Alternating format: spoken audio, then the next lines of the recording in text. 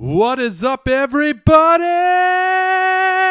This is Dark Macek with Brutally Delicious, coming at you with a review of Raven's brand new album, Leave 'Em Bleeding. So, I've been a fan of Raven since I was about 16. I remember hearing that they inspired Metallica and wondered what they were all about, so I went to check for them back in high school. I was amazed that a band of that era was that bombastic and energetic. They are way more balls to the wall than anything else at the time, except for maybe like Motorhead. And sure enough, that has not left them, because my first thoughts after hearing this are, wow, this does not sound like a band that's been around for 40 years. To my understanding, this is a bit of a retrospective album, not a greatest hits, but mainly the last 7 years or so. But even so, 2015 and forward from a band founded in 1974 with at least 2 original members. All I can say is, wow.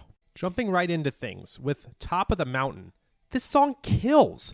Who would have thought that this band was older than Metallica, because they're seriously heavier than they've been since Justice. It sounds strikingly modern, maybe a little bit of a throwback, but not like a band trying to capture their heyday. The song Metal City, this does not sound dated at all. The song The Power, this could absolutely be on an Overkill album. It's just so heavy for this style of music. It has so much energy.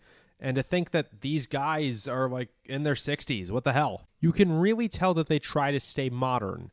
Personally, I have witnessed on Craig Cicero, the guitar player for Forbidden, his Facebook page, John Gallagher of Raven comments on things all the time. I remember he commented when Moth into Flame by Metallica came out 6 years ago. He pointed out a really bad production glitch. It would be trivially easy for these dudes to just rest on their laurels, but they're keeping up. The song Destroy All Monsters, I've 100% heard this in the Windjammer Cafe on 70,000 Tons of Metal more than once. I remember Shazamming it and being amazed that it was fucking Raven. Hearing it again years later still hits the same way. Just a couple other comments.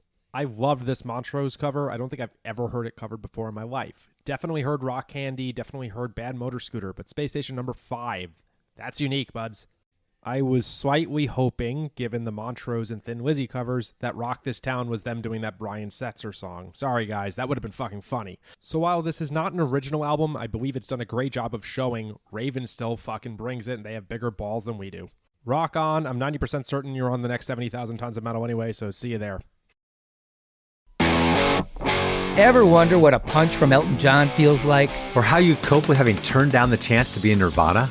Or what signal Keith Richards gives when he wants you to get the hell out of his hotel room? Fans of Too Much Effing Perspective don't have to wonder, because they've heard these exact stories and a jillion others on our podcast. I'm Alex Hoffman, former tour manager for Radiohead. And I'm musician and comedy writer Alan Keller. On the TMEP show, we get guests like Nancy Wilson from Heart, Jeremiah Freites from the Lumineers, and Modern Family's Julie Bowen to tell us things they may have only shared with their therapist, clergy, or a TMZ stringer. So join us on Too Much Effing Perspective. That's EFFING Perspective. The only podcast you crank up to 11.